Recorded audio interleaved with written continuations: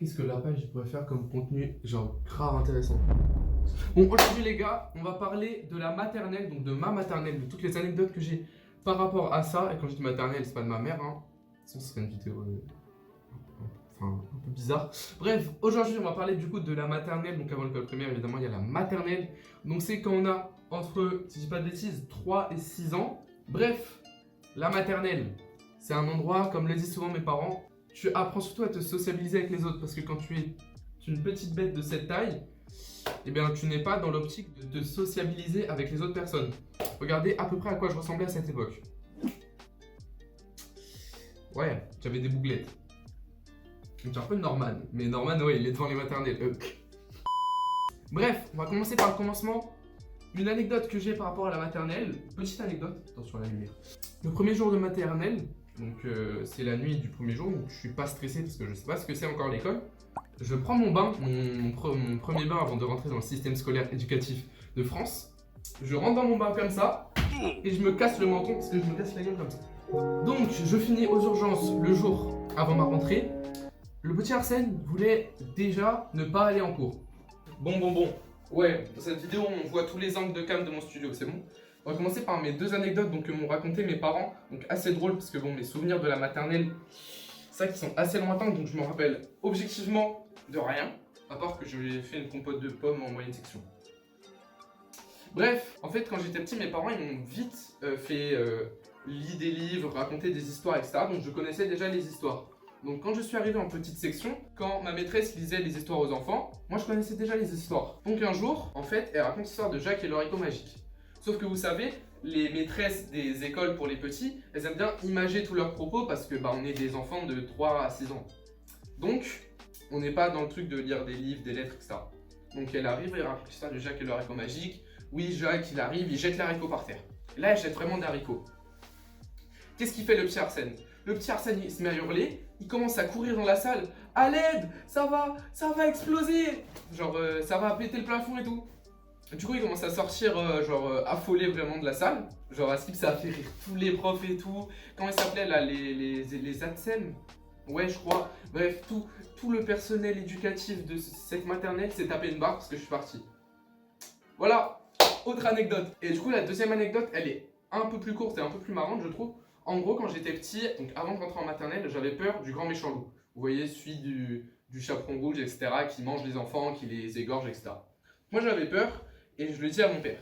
Mon père, il m'explique quelque chose. Oui, le loup-garou, il mange plus parce que machin. Donc moi, je retiens, ok, c'est pour ça. Je vais en cours et encore une fois, t'as la maîtresse qui raconte l'histoire à tous les enfants. Moi, je suis comme ça, je fais, mais vous vous rendez pas compte, le grand méchant loup, il a plus de travail. Il n'y a plus aucun enfant à manger, il est au pôle emploi. J'ai lâché ça, j'avais 3 ans et demi. Mon père m'a dit, le grand méchant loup est au pôle emploi, il n'y a plus d'enfants à manger. Il était vraiment fort, mon père. Sincèrement, si tu tombes sur cette vidéo, t'étais le GOAT. Tu l'es encore. Mais t'inquiète, j'ai lâché que le grand méchant loup était au pôle emploi à 3 ans et demi. Et qu'il mangeait plus les enfants. Waouh, mon existence est un échec. Mec, j'étais tellement fort quand j'avais 3 ans, regardez où j'en suis. Je fais des vidéos devant une caméra, non, c'est n'importe quoi et ça m'a saoulé. Dernière anecdote avant que je vous rappelle un de vos plus gros souvenirs de votre enfance. Si, attention, vous êtes né environ dans les années de 2000 à 2010, voire après. Donc voilà, petite anecdote bonus parce que je suis vraiment un bon youtubeur. N'hésitez pas à vous abonner, le like, l'abonnement, le commentaire. Et je commence à être vraiment professionnel. Bref. Donc une anecdote de ouf, un jour j'étais en grande section, un de mes potes vient me voir et tout, il me dit ouais t'es mon poteau. Je fais ouais, et vu que j'étais un enfant vraiment pas drôle, vous voyez ma maternelle elle était découpée en 2 parties. Il y avait la première partie avec une cour pour les petites sections, l'autre partie avec les moyennes et grandes sections. Et dans la partie des moyennes et grandes sections, il y avait un préau. Un préau il est porté par des poteaux. Donc moi je vais le voir et tout, je fais non t'es pas mon poteau, mon vrai poteau c'est lui. Et je check un poteau. Voilà. Et voilà, j'étais vraiment un enfant hilarant. Maintenant, je vous fais redécouvrir votre plus gros souvenir, c'est parti. Regardez ce que je viens de retrouver.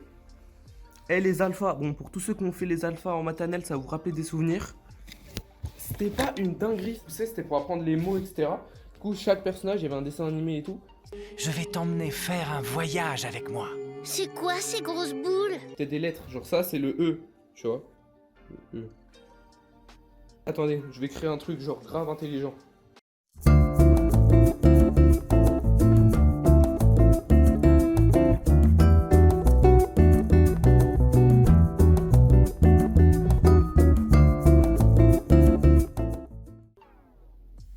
Enfin, les gars, je vous laisse deviner ce qu'il y a écrit. Voilà. Les alphas, vrai délire en maternelle. Moi, mon préféré, c'était celui-là. Parce qu'il n'y en avait qu'un dans la boîte. Et vu que je suis un pigeon, bah je les ai achetés.